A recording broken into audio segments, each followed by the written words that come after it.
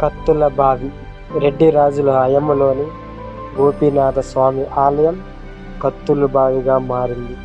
దీన్ని చీకట కోనేరు, కత్తుల బావి, గోపీనాథ స్వామి ఆలయం అని అంటారు. ఈ ఆలయంలోని కత్తుల బావిగా అమర్చి 300 మందిని చంపడం జరిగింది. గోపీనాథ స్వామి ఆలయం ఎందుకు కత్తుల బావిగా మారింది? ఎందుకు 300 మందిని ఇక్కడ చంపడం జరిగింది? ప్రతిదీ ఫుల్ వీడియో తీశాను. ఈ వీడియో కింద డిస్క్రిప్షన్లో అయితే ఇస్తాను. ఈ వీడియో కొండవేడి కోటలో దగ్గర తీశాను. రెడ్డి రాజుల గురించి మ్యూజియం, కొండవేడి కోట, ప్రతి వీడియోస్ మన ఛానల్లో ఉన్నాయి.